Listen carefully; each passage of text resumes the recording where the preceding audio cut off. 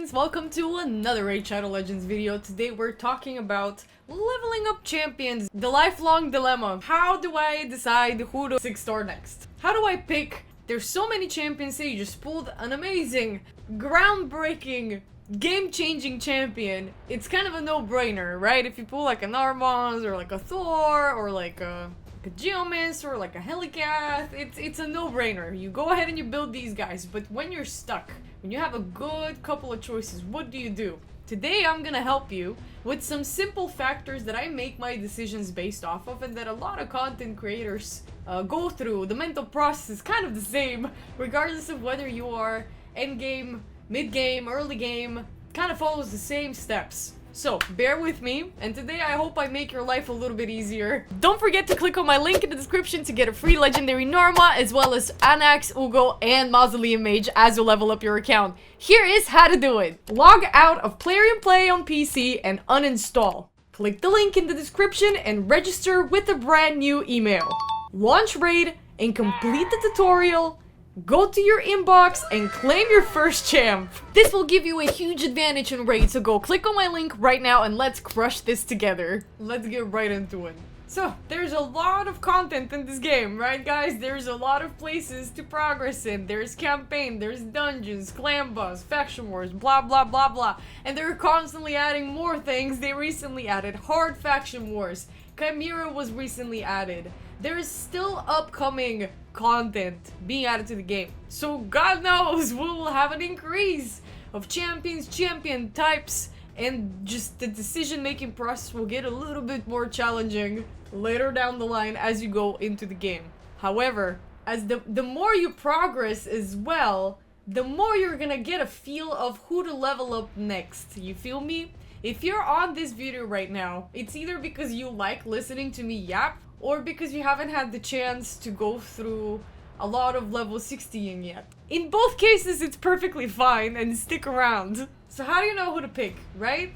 The first and absolute most important factor is, are you just starting the game? Are you a mid-gamer or are you an end-gamer? Because, depending on where you are in the game, if you're an early game, you would want to focus on only 3 major areas. And that is Clan Boss, Demon Lord, getting to Ultra Nightmare, some campaign, so you can get up to at least Brutal, and Arena, in particular Classic Arena. So unless you pull a some champion that helps you in one of these areas, I advise you to leave them on the back burner. And of absolute utmost importance, Demon Lord, right? We're focusing on getting to Ultra Nightmare, Demon Lord. Now, as you're done with Demon Lord, and if you've done some campaign, you're gonna start progressing in some dungeons.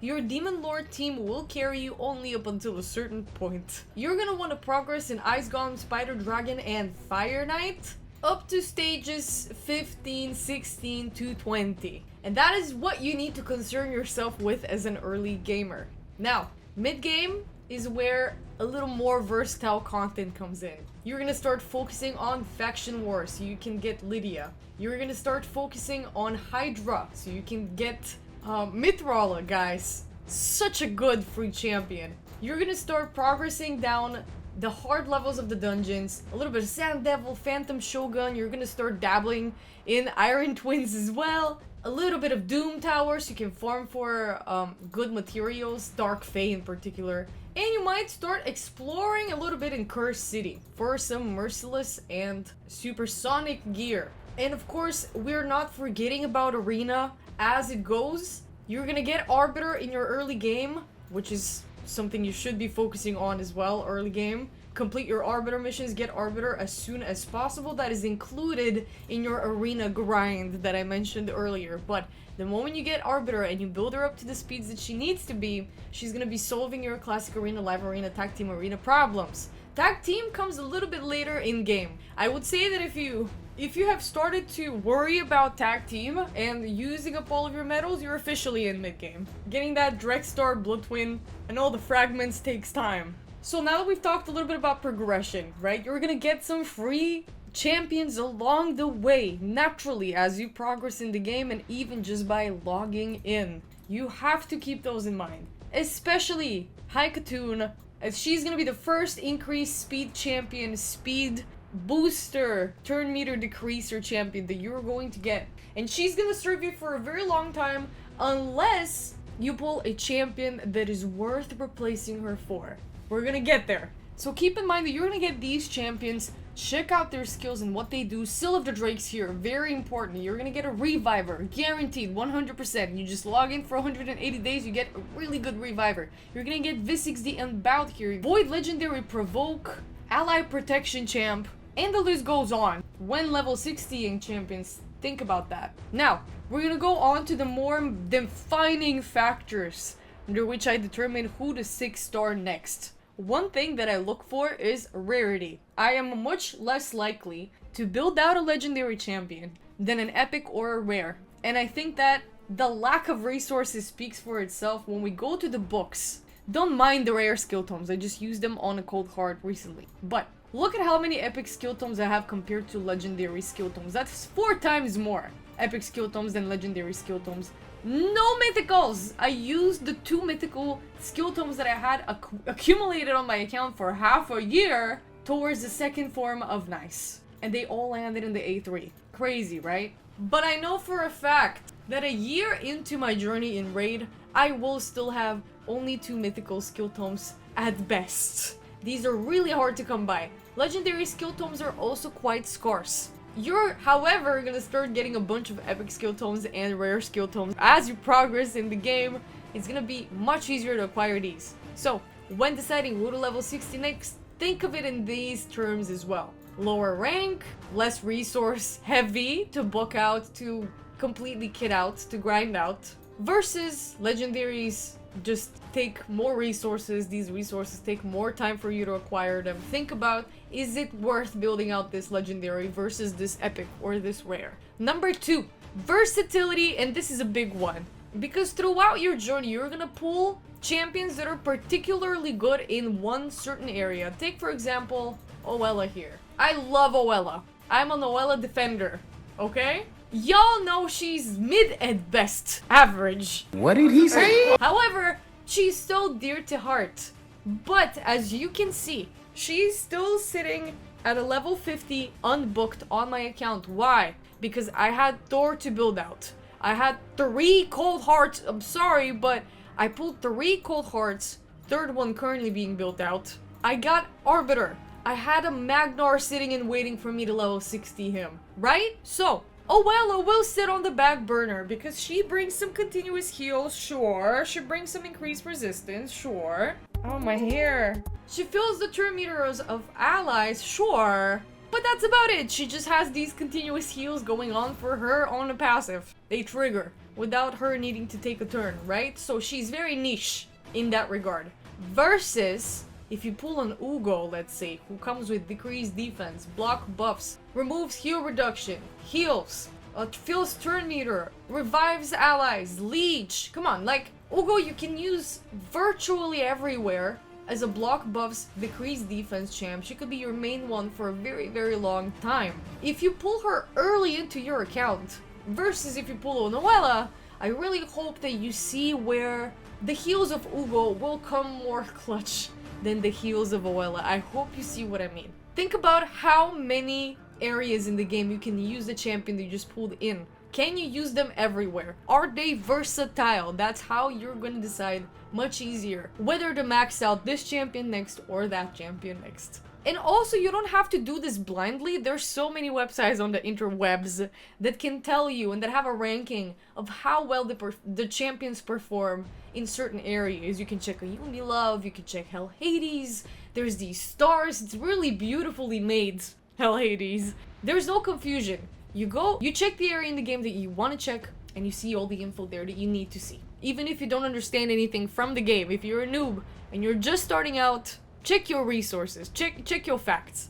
It's very important to fact check. If you're unsure, there's people that got you out there. Also, YouTube, you just type whatever champion build that you need, and there is gonna be so many of us content creators that just push out videos on virtually every champion that you need and want. So go and check the YouTubes, go and check the websites, and they will tell you whether a champion is worth 6-starring or not, if you're unsure. Speaking about versatility and being in a certain place in the game, mid-gamers, early gamers, you have to ask yourself the next following important question.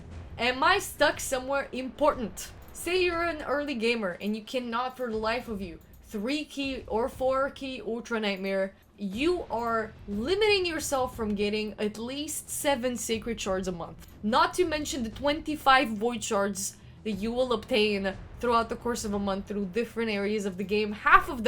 Only half of them being from Demon Lord Clan Boss. You're gonna get legendary skill tomes up here. Also another very important resource we talked about earlier. So if you're an early gamer, you can't get up here. Every possible resource should go into investing in your Clan Boss team. Moral of the story is, if you're stuck somewhere where you know that after you're done, when you push through this wall, you're gonna progress, your account's gonna pick up, you know it's gonna help boost your account tremendously. It doesn't matter if they have a good rating, if they don't have a good rating, go ahead and build them out. And particularly for Demon Lord, you don't need a full team of Legos to do the job for you. Many of the Clan Boss teams utilize multiple types of champions, different rarities, different mechanics. It depends on what champions you have again. But there's so many calculators and guides and whatnot on Demon Lord. Whoa, there's people beating this in real time as I'm sitting here. Which reminds me, I also do have to plug in my Ultra Nightmare key. And we're gonna talk about the next couple of steps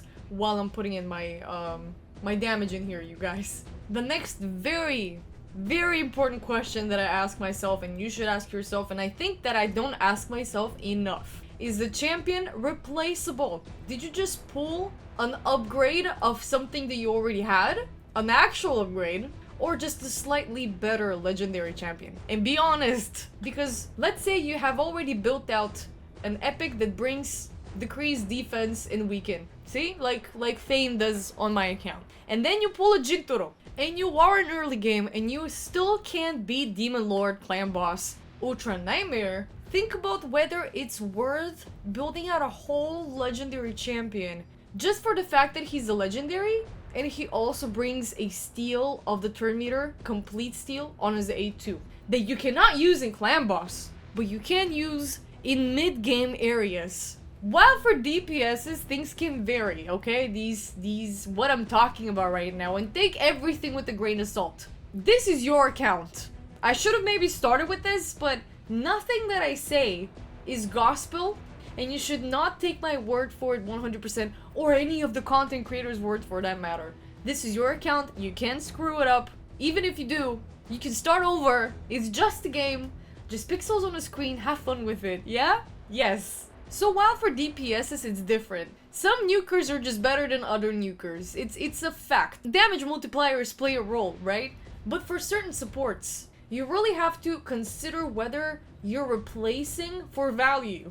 Oh, Ash really put it great. I think it was him who said that. You're looking for value of replacement, right? Whether it's just a slightly better champion, which it could be, or whether your new chosen champion is an actual account upgrade game changer. See, if you're looking for a better DPS option that would allow you to progress in Dark Fate as well, the case that I just gave with Fane and Jintaro, you would want to build out a Jintaro and you might try and swap him in the place of Fane. But I wouldn't advise you the same thing if you're a beginner and you were just starting out the game and you can't 4-key Ultra Nightmare yet. But again, this is one of the things that with playing time gets a little bit more clear. And if you ask me why, I will make it as simple as possible. Because he's a legendary, man! Jintaro is a legendary, and Fane is an epic! And you're gonna get all the epic skill tomes that you need to book out Fane in less than a month. Versus the books that you will need for Jintaro might take you a couple of months. Not to mention you also need to get their masteries and yada yada yada.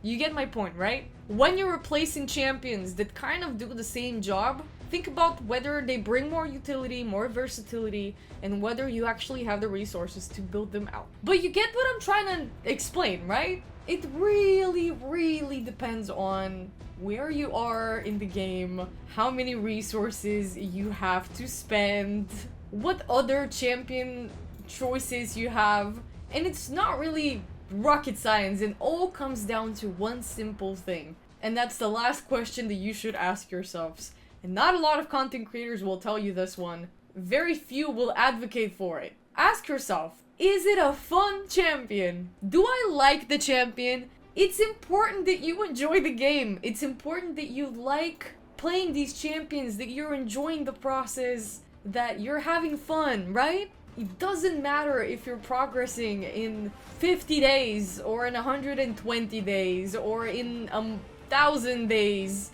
It doesn't matter how far you get. What matters is the journey, whether you enjoy it, and whether you're looking forward to playing the game every day. Because Raid is supposed to be a slow burner. It's supposed to be a game that is enjoyed over the course of a couple of months, a very long time, a couple of years even. And what's the point of playing the game for so long if you absolutely despise the journey? If you don't like playing it, right? Again, besties, it's your account, you are the bosses.